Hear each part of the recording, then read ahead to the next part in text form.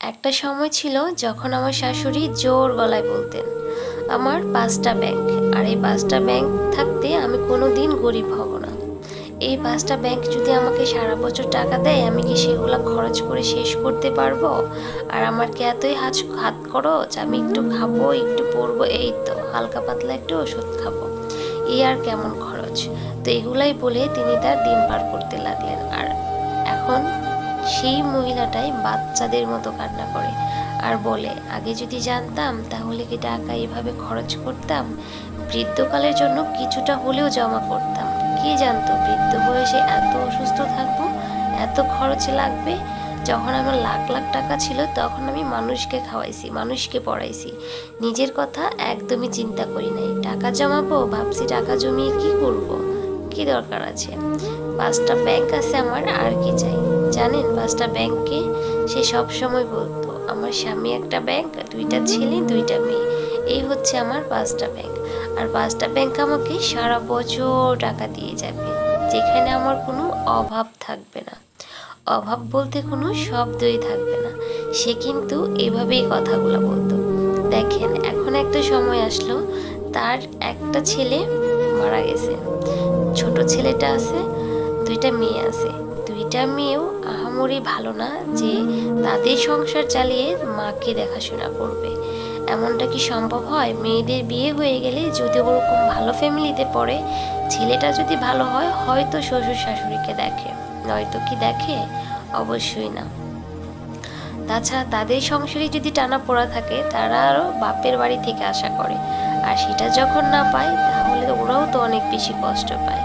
আর এদিকে এক ছেলে, বাবা মার খাওয়া দাওয়ার খরচ, ঘর ভাড়া, বাসা ভাড়া, মানে ওষুধ খরচ, এছাড়া বাড়তি যত খরচ আছে সব কিছু একজনকে দিতে হয়।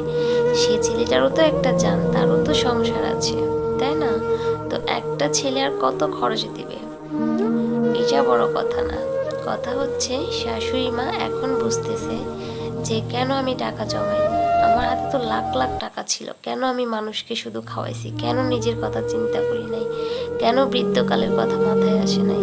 সে এখন কান্না করে, অনেক কান্না করে, আর বলে, আল্লাহ তুমি আমার সহায় থেকো, আমি লাখ লাখ টাকা মানুষকে খাওয়াইছি, আল্লাহ তোমার রাস্তায় আমি লাখ লাখ টাকা দিছি, এর উসিলাই হইলেও আমার বৃদ্ধকালটা ভালো নিও। তো আমি প্রত্যেকটা আপুদেরকে বলবো, হয়তো যারা বড়লোক তারা কথাটা গায়ে মাতবেন না, যাই হোক আমরা যারা মধ্যবিত্ত আছি আমরা জানি মধ্যবিত্তদের জীবন কতটা বেশি কষ্টের, মধ্যবিত্তদের জীবন কত কষ্টের পার হয়, সেটা বড়লোক আপারা বুঝবেন না। আপনারা একটু দূরে থাকবেন। প্রত্যেকটা আপুদেরকে আমি একটা কথাই বলবো, আপনার এখন শক্তি আছে, আপনি যেভাবেই হোক চলতে পারবেন, কম খাইলেও বাঁচতে পারবেন, আপনার আহামরি কষ্ট হবে না। কিন্তু যখন বয়স হবে, বৃদ্ধ হবে, তখন কিন্তু আপনার ক্ষুধাও সহ্য হবে না, অনেক বেশি কান্না আসবে। তাছাড়া বৃদ্ধ বয়সে রোগ ব্যাধি অনেক বেশি আক্রমণ করে, অনেক বেশি। তখন খাওয়ার থেকেও কিন্তু ওষুধের খরচটা অনেক বেশি বেড়ে যায়। আর বৃদ্ধ বয়সে যেন আপনাকে অবহেলার শিকার হতে না হয়, সেজন্য সময় থাকতে নিজের জন্য হলেও কিছুটা জমা করেন। অন্তত নিজের বৃদ্ধকালটা যেন ভালো যায়, এই জন্য কিছুটা পয়সা জমা করেন, যেন আপনার বৃদ্ধকাল উপকারে আসে, যেন কারো দিকে চেয়ে থাকতে না হয়। আপনার যদি টাকা থাকে তাহলে আপনার সেবা করার মানুষের অভাব হবে না, এইটুকু কথা মাথায় রাখবেন। যদি ভিডিওটা ভালো লাগে তাহলে অবশ্যই শেয়ার করে সবাইকে জানিয়ে দেবেন। ধন্যবাদ সবাইকে। পরবর্তী ভিডিওর জন্য অপেক্ষায় থাকেন। আল্লাহ হাফেজ।